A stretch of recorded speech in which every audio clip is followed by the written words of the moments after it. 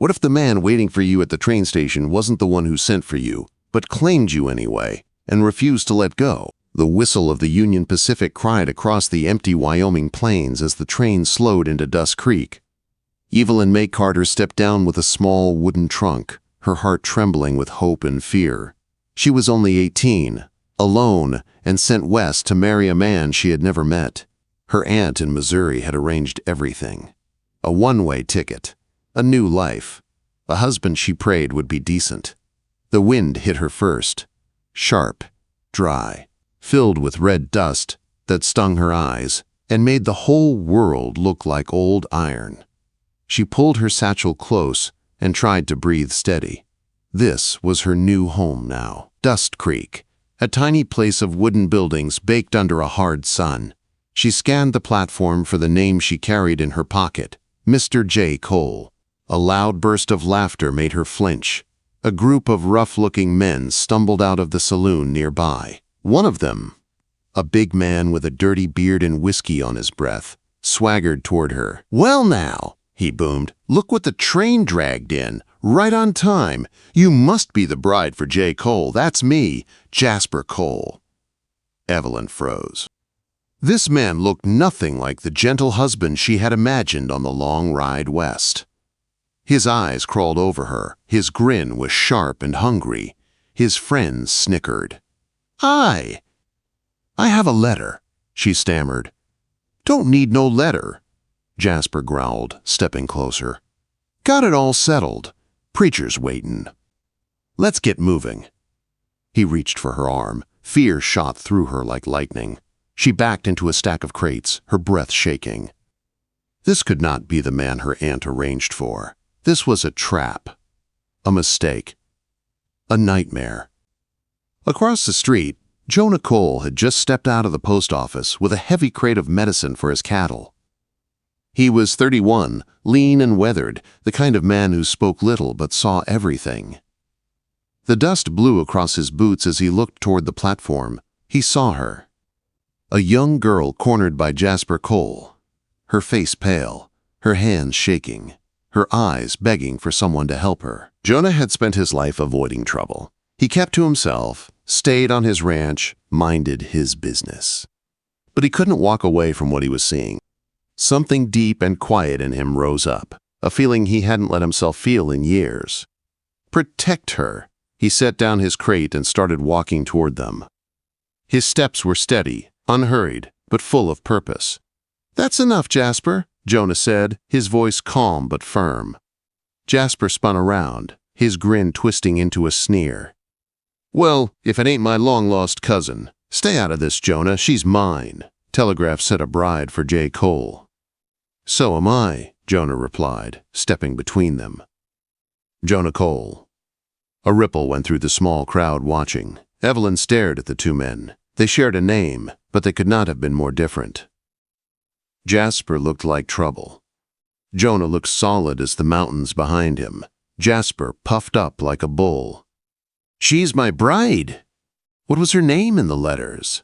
Evelyn suddenly asked, her voice shaking but clear. "What town am I from?" Jasper's face went blank. He sputtered, "It don't matter." "It matters," Jonah said quietly. He turned to her, and for the first time she met his eyes. Gray, steady, kind. "I believe you're here for me," Jonah said softly so only she could hear, though everyone sensed the shift. "If you'll trust me." He held out his hand. Her whole future hung in the air between them. Behind her stood danger. Before her stood a stranger who offered her safety. Slowly, she placed her hand in his. A gasp went through the crowd. Jasper roared with rage, but Deputy Knox stepped in, wiping sweat from his brow. "The lady made her choice," the deputy said. "That's that." Jasper cursed and fought, but the townsfolk held him back. He was loud, but he was a bully, and the crowd had seen enough. Jonah picked up Evelyn's trunk with one hand and kept her other hand gently in his. "I'll take my wife home now," he said. The dust swirled around them as they walked away. The whole town stared, some curious, some surprised, some already whispering. Evelyn didn't look back. Her heart beat hard in her chest. Her feet felt unsteady. Her life had changed in a single moment. She had been claimed by mistake, or maybe by fate. The livery was quiet when they reached it. The smell of hay and horses floated in the air.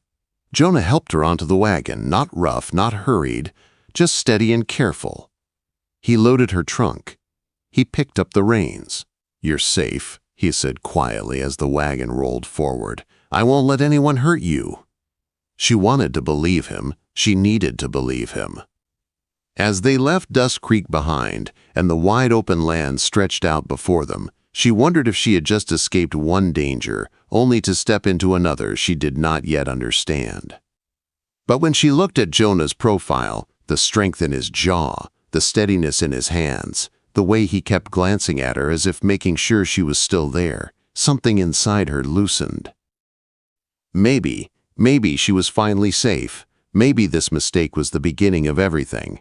What if the man who saved you wasn't just protecting you, but slowly becoming the one person you couldn't imagine losing? The wagon carried Jonah and Evelyn deeper into the quiet Wyoming valley, far from the noise and danger of Dust Creek. For a long time, neither of them spoke. The only sounds were the steady clop of the horses' hooves, the creak of the wagon wheels, and the wind brushing through the tall grass. Evelyn kept her hands folded tightly in her lap. The fear from the train station still clung to her, but next to it, something new had begun to grow. A strange, steady feeling she didn't know how to name. Jonah sat beside her, tall and calm, guiding the horse with the same quiet strength he had shown when he stepped between her and Jasper. "You doing all right?" he asked at last. His voice was gentle, not demanding, not assuming, just checking, just caring. She nodded, even though her heart still trembled. "Thank you," she whispered. "You don't owe me thanks," Jonah said. "I just wasn't about to let Jasper take what wasn't his." The word take made her stomach twist. She had spent her whole life being taken somewhere. Taken in by her aunt, taken out of school to work, taken west because her aunt had no more room for a penniless girl. But Jonah hadn't taken her. He had stepped between her and danger like a wall that couldn't be moved. As they neared a cluster of cottonwood trees and a winding creek, the ranch came into view. A simple log house, a barn, a small corral, smoke rising from a stone chimney. It wasn't grand, it wasn't fancy, but it looked steady, like him. "This is my place," Jonah said quietly. "It's not much, but it's honest." She swallowed hard. "It's beautiful." He glanced at her, a hint of relief in his eyes. Inside the house, the air smelled like pine wood and coffee. Everything was neat, too neat. A man living alone, doing everything himself for years. She stood near the door, unsure of where to put herself. "You can have this room," he said, opening a small door. "It's yours. You'll have privacy. I'll never come in unless you ask." Her throat tightened. No man had ever promised her freedom before, not even in words this simple. "And I owe you an apology," Jonah added. "You weren't meant to be put in this mess. Tomorrow we can send a telegraph and get everything straight. You don't have to stay here, not if you don't want to." A strange ache filled her chest. You won't be angry if I leave," she whispered. His answer came fast, rough, honest. "No, you're not something to be owned. I don't want you feeling trapped." He looked away then, jaw tight, like those words cost him something. The next morning they fell into a rhythm. He worked the ranch. She helped where she could. It wasn't the life she had imagined, but it was simple and strangely comforting. Jonah taught her how to ride a horse, Willow, his gentlest mare. He walked beside her, one hand on the bridle. "Look where you want to go," he said softly. "Not at the ground." She followed his guidance, and soon she was moving across the grass in slow, shaky circles. Jonah watched her with quiet pride. By the third day, she could ride by herself. When he helped her down from the saddle, their hands brushed, and something warm bloomed between them. He taught her to shoot next. "Just for safety," he said. "The world out here can be harsh." She braced the rifle against her shoulder, hands trembling, The gun fired with a crack that echoed through the valley. Jonah stepped close, adjusting her stance with careful hands. "You'll get it," he murmured. And she did. Each lesson filled her with a strength she had never known. Each moment beside him pulled her deeper into a life that felt more like hers than anything she had left behind. In the evenings, after chores were done, she sat with him at the table and opened her mother's poetry book. Jonah confessed he wasn't much of a reader. "I can teach you," she offered, surprised at her own boldness. The first night, he sat beside her, his big hands tracing the lines of a poem. His voice was low, unsteady at first, but soon the words came easier. "The day is done," he read, and she smiled softly. She was teaching him something. He was giving her a place to belong. Piece by piece, the walls he had built around himself began to crack, and she felt her own heart opening in ways she had never thought possible. But Dust Creek had not forgotten them. When they returned to town weeks later for supplies, the whole world seemed to stare. Snickers followed them. Whispered words drifted through the air. "There they are," a man muttered from across the street. At 18, she was sent west to marry a cowboy. But he claimed her by mistake and never let go. The word struck her hard, but instead of humiliation, she felt something hot and fierce. Pride, because it was true. He had claimed her, and he had not let go. Jonah heard the gossip too. His jaw tightened. His hand hovered near her back, steady but not controlling. Then, Silas Penn, the richest snake in Dust Creek, approached them with a cold smile. "Jonah," he said, "just a reminder that the note on your ranch comes due this season. I hope you're prepared." Jonah gave a quiet nod. "I'll pay it." "And if you can't," Silas's smile sharpened, "the land will go to someone who can." Evelyn felt Jonah go still beside her, nod with fear, with warning. Then Deputy Knox sauntered over, his badge shining in the sun. "Jonah," he drawled, "been hearing talk. Might need to look into whether that marriage of yours is legal." It was a threat, clear as day. Jonah put a gentle hand on Evelyn's back, guiding her to the wagon. "We're leaving," he said. The drive home was silent. Heavy. Evelyn looked at Jonah's profile, the hard line of his jaw, the hurt he tried to hide. This wasn't just a mistake anymore. It was a storm building around them. And she was no longer sure she wanted to escape it. She wanted to stand with him, even if it meant facing the whole town. What if the whole town tried to take your future away, and the only way to keep it was to stand beside the man who had become your whole world? The trouble came faster than either of them expected. Jonah and Evelyn had planned to ride to town the next morning to send a telegraph to her aunt. Jonah wanted the truth in writing, clear as day, so Evelyn would be free to choose her path without fear or confusion. But as they saddled their horses, the sky over Dust Creek shifted from blue to a strange yellow haze. A dry wind rolled across the valley, heavy with dust.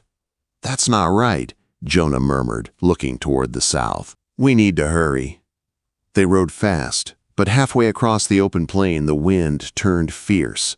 A wall of dust swallowed the sky, roaring like thunder. Jonah's horse reared. Evelyn's mare trembled under her. "It's a duster!" Jonah shouted. "Stay close!"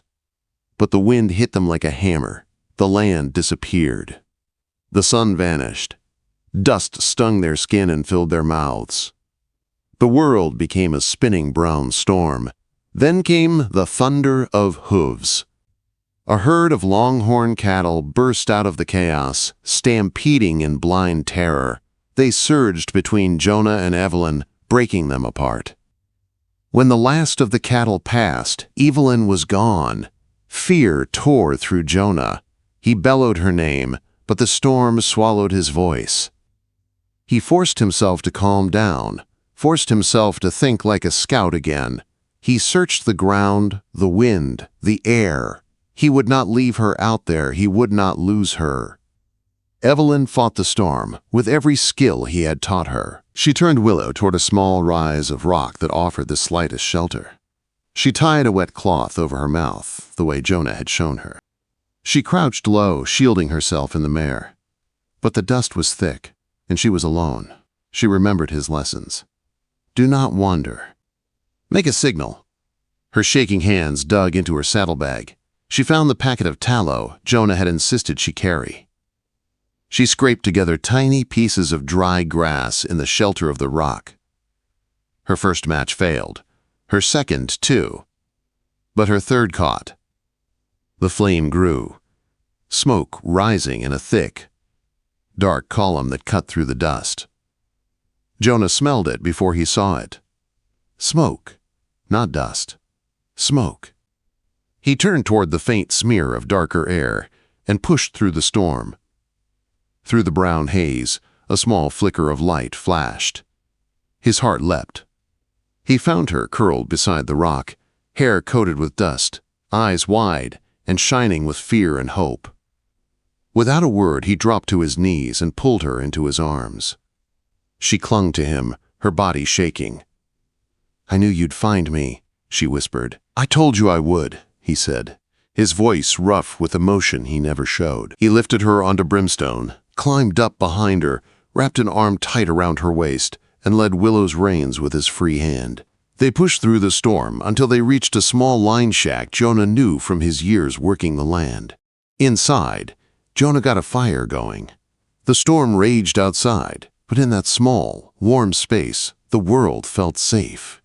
He sat across from her, his shoulders slumped with exhaustion. "You did everything right," he said quietly. "You saved yourself."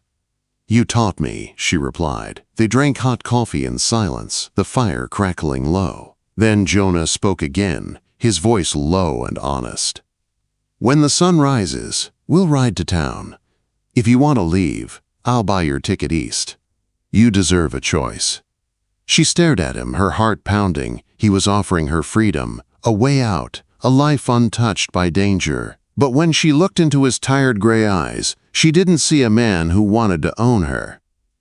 She saw a man who feared losing her far more than he feared the dust storm outside. "I don't know yet," she whispered. "That's all right," he said softly. "You'll know when it's time." The next day the storm had cleared. The sky was a bright, painful blue. Jonah saddled the horses.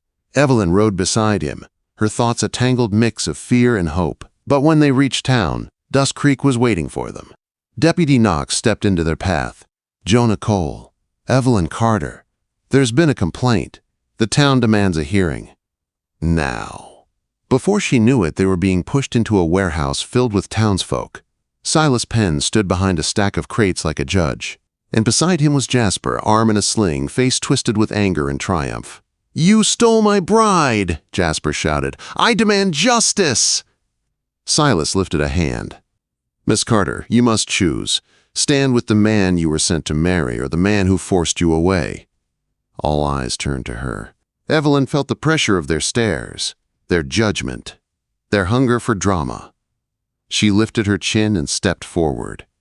"I was not sent here to begin a new life," she said. "I was sent here to settle a debt. I was told only to meet Mr. J. Cole, no first name." She handed Jasper's crude postcards to the blacksmith, Old Finch. He read them, then crushed them in his fist with disgust. Jasper lunged at her, enraged. Jonah stepped between them like a wall. Jasper drew his gun. Jonah didn't flinch. "Then we'll settle this by the rules," Jonah said. "A fair fight." They stood back to back, took 10 paces, turned. Jasper fired wildly. Jonah fired once. Jasper screamed, dropping his gun as blood welled in his hand. Jonah had shot to wound, not to kill. Before anyone could speak, Father Whitaker burst in, holding a yellow paper. "The Telegraph," he gasped. "It says the arrangement was with Jonah Cole, not Jasper. Jonah paid for her passage. Jonah is the rightful man." Silence fell. Then everything exploded. Shame for Jasper, fury at Silas Penn, and a new respect for Jonah. By the time Jonah took Evelyn's hand and led her out of the warehouse, the town looked at them differently, with apology, with shame, with something close to admiration. Back at the ranch, Evelyn's heart felt full and calm for the first time since she stepped off the train. That night, by the fire, Jonah confessed the truth about his past, his loneliness, his regrets, his fear of losing anyone he cared for. Evelyn's eyes filled with understanding. She stepped into his arms, pressed her head against his chest, and whispered the words that changed everything. "I'm staying, Jonah. I choose you." In the days and weeks that followed, they rebuilt the barn after it was set on fire by Silas Penn's men. The town rallied around them. Jonah stood against corruption. Evelyn stood beside him. Together they survived betrayal, fire, dust, and danger. And one morning by the creek, Jonah asked her to marry him for real. Not out of confusion, not out of duty, but out of love. "Yes," she whispered, tears shining in her eyes. "Yes, Jonah." They were married under the cottonwood trees. The wind was soft, the sun gentle, the creek's whisper steady. At 18, she had been sent west to marry a stranger. But she found the man who fought for her. The man who held her safe. The man who would never let go. And she chose him right back.